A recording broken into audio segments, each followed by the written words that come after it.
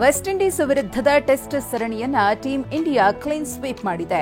ದೆಹಲಿಯ ಅರುಣ್ ಜೇಟ್ಲಿ ಮೈದಾನದಲ್ಲಿ ನಡೆದ ಅಂತಿಮ ಟೆಸ್ಟ್ ಪಂದ್ಯವನ್ನು ಗೆಲ್ಲುವ ಮೂಲಕ ಶುಭ್ಮನ್ ಗಿಲ್ ಪಡೆ ಟೆಸ್ಟ್ ಸರಣಿಯನ್ನ 2-0 ಗೆದ್ದುಕೊಂಡಿದೆ. ವೆಸ್ಟ್ ಇಂಡೀಸ್ ಮೊದಲ ಇನ್ನಿಂಗ್ಸ್ನಲ್ಲಿ 248 ಹಾಗೂ ಎರಡನೇ ಇನ್ನಿಂಗ್ಸ್ನಲ್ಲಿ 391 ರನ್ ಗಳಿಸಿತ್ತು. ಭಾರತ ಮೊದಲ ಇನ್ನಿಂಗ್ಸ್ನಲ್ಲಿ 5 ವಿಕೆಟ್ ಕಳ್ಕೊಂಡು 518 ರನ್ ಪೇರಿಸಿತ್ತು. ಎರಡನೇ ಇನ್ನಿಂಗ್ಸ್ನಲ್ಲಿ 3 ವಿಕೆಟ್ ನಷ್ಟಕ್ಕೆ 124 ರನ್ ಗಳಿಸಿ ಗೆಲುವಿನ ನಗೆ ಬೀರಿದೆ.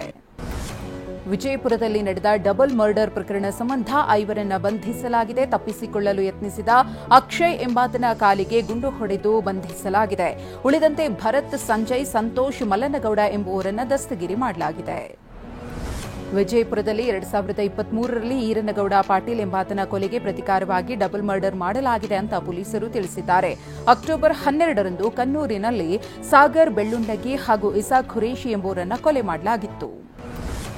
ರಾಜ್ಯದ 12 ಜಿಲ್ಲೆಗಳಲ್ಲಿ ಲೋಕಾಯುಕ್ತ ದಾಳಿ ನಡೆದಿದೆ. ಬೆಂಗಳೂರಿನ ಮಲ್ಲಸಂದ್ರ ಹೆರಿಗೆ ಆಸ್ಪತ್ರೆ ಮೆಡಿಕಲ್ ಆಫೀಸರ್ ಜಿ ಮಂಜುನಾಥ್, ಬಿಎಂಆರ್ಸಿಎಲ್ನ ವಿಶೇಷ ಭೂಸ್ವಾಧೀನ ಅಧಿಕಾರಿ ಎನ್ಕೆ ಗಂಗಮಾರಿಗೌಡ, ಪ್ರೌಢಶಿಕ್ಷಣ ಮಂಡಳಿಯ ಸುಮಂಗಲಿ ನಿವಾಸದ ಮೇಲೆ ದಾಳಿ ಮಾಡಲಾಗಿದೆ.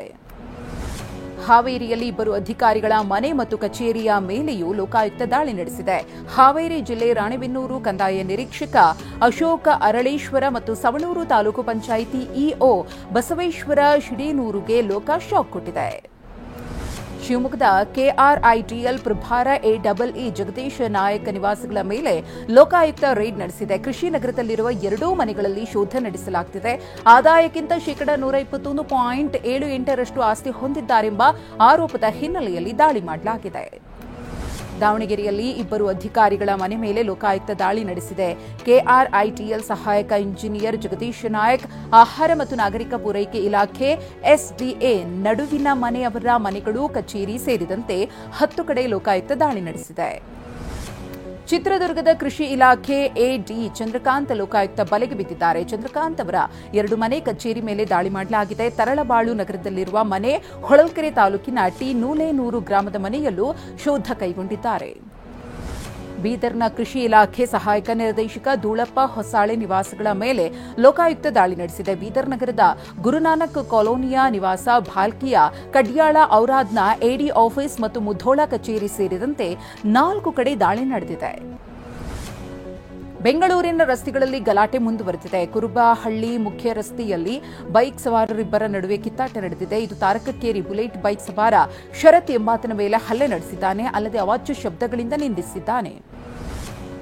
ಮಂಡ್ಯ ಜಿಲ್ಲೆಯ ಕೆಆರ್ಪೇಟೆಯಲ್ಲಿ ಕಂಠಪೂರ್ತಿ ಕುಡಿದ ವ್ಯಕ್ತಿ ಅಂಗನವಾಡಿ ಮಕ್ಕಳ ಜೊತೆ ಅನುಚಿತವಾಗಿ ವರ್ತನೆ ತೋರಿದ್ದಾನೆ ಅಂತ ಆರೋಪಿಸಲಾಗಿದೆ. ಇದರಿಂದ ರೊಚ್ಚಿಗೆದ್ದ ಅಂಗನವಾಡಿ ಮಕ್ಕಳ ಪೋಷಕರು ಕುಡುಕ ಹಾಗೂ ಅಂಗನವಾಡಿ ಸಹಾಯಕಿಗೂ ತರಾಟೆ ತೆಗೆದುಕೊಂಡಿದ್ದಾರೆ. ಬೆಂಗಳೂರು ದಕ್ಷಿಣ ಜಿಲ್ಲೆಯ ಜಾನಪದ ಲೋಕದಲ್ಲಿ ಕಳ್ಳರು ಕೈಚಳಕ ತೋರಿದ್ದಾರೆ. ಶೌಚಾಲಯದಲ್ಲಿ ಕೆಲ ವಸ್ತುಗಳನ್ನು ಕಳವು ಮಾಡಿದ್ದಾರೆ. ಸಿಸಿ ಕ್ಯಾಮೆರಾ ಒಡೆದು ಹಾಕಿ ಕಿಟಕಿಗಳನ್ನು ಮುರಿದು ಕಳ್ಳತನವೆಸಗಿದ್ದಾರೆ. ರಾಮನಗರ ಗ್ರಾಮಾಂತರ ಪೊಲೀಸ್ ಠಾಣೆಯಲ್ಲಿ ಪ್ರಕರಣ ದಾಖಲಾಗಿದೆ. ಶಿವಮೊಗ್ಗ ನಗರದಲ್ಲಿ ಕಳೆದ 1 ತಿಂಗಳಿನಿಂದ ಕಳ್ಳರ ಗ್ಯಾಂಗ್ ಫುಲ್ ಆಕ್ಟಿವ್ ಆಗಿದೆ. ನಗರದ ವಡ್ಡಿನಕೊಪ್ಪ ವಿದ್ಯಾನಗರದಲ್ಲಿ ಮನೆಗಳ ಕಳ್ಳತನಕ್ಕೆ ಯತ್ನಿಸುತ್ತಿದ್ದಾರೆ. ಇದೀಗ ಮತ್ತೆ ವಿದ್ಯಾನಗರದ 6ನೇ ಕ್ರಾಸ್ನಲ್ಲಿ ಕಳ್ಳರ ಗ್ಯಾಂಗ್ ಪ್ರತ್ಯಕ್ಷವಾಗಿದೆ.